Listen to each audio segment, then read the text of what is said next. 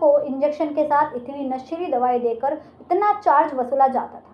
सूरत Pandesara police की ओर से आज पूरे इलाके में मेगा सर्च ऑपरेशन चलाया गया, जहां पुलिस ने ज्वालाछोप डॉक्टरों को खदेड़ दिया। ये तो वो डॉक्टर थे जिनके पास किसी भी तरह की कोई डिग्री नहीं थी, जो पहले किसी क्लिनिक या अस्पताल में कंपाउंडर का काम करते थे और बाद में अपना क्लिनिक स्थापित कर गरीब मरीजों को 50 से 200 रुपये में दवा देती थी। फिलहाल पूरे मामले में पांडेसरा पुलिस ने करीब 15 फर्जी डॉक्टरों को गिरफ्तार किया है। पुलिस को अलग अलग इंजेक्शन सिरप मिले और कुल 59,000 रुपये जब्त किए गए। सूरत पुलिस आयुक्त ने सभी पुलिस स्टेशनों के पीआई को निर्देश किया कि जहां भी फर्जी डॉक्टर बड़े पैमाने पर है और लोगों के स्वास्थ्य के साथ समझौता कर रहे हैं, उन पर छापा मारा जाए और ऐसे डॉक्टरों पर मामला दर्ज किया जाए और जेल भेजा जाए। पुलिस की ओर से अलग अलग टीमें गठित की गई है। संवाददाता सुजाता वडेर, BHP न्यूज़, सूरत। जी सर, સુરત શહેરમાં મહેરબાન પોલીસ કમિશનર સાહેબને કેટલીક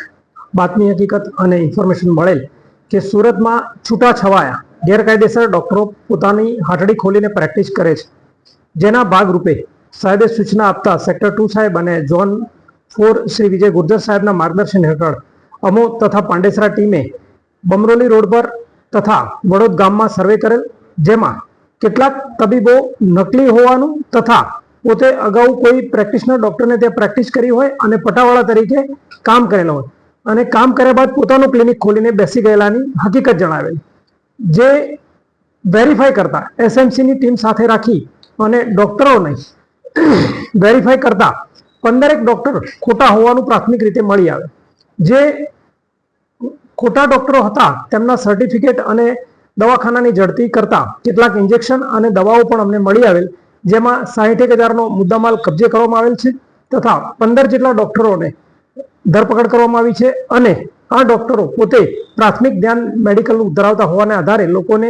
સેવા આપતા હતા, જે ખરેખર કાયદાકીય રીતે ખોટું છે અને લોકોના હેલ્થ સાથે ચેડા કરી રહેલા હતા। જેના ભાગરૂપે પાંડેસરા પોલીસ ટીમ તથા મ્યુનિસિપાલિટીની સંયુક્ત ટીમે ગઈકાલે 15 ડોક્ટરોને એરેસ્ટ કરી કાયદેસરની કાર્યવાહી કરેલ છે અને ફરીથી તે લોકો આ પ્રકારનો વ્યવસાય સાથે ન જોડાય તેની ખાતરી પણ લેવામાં આવેલ છે।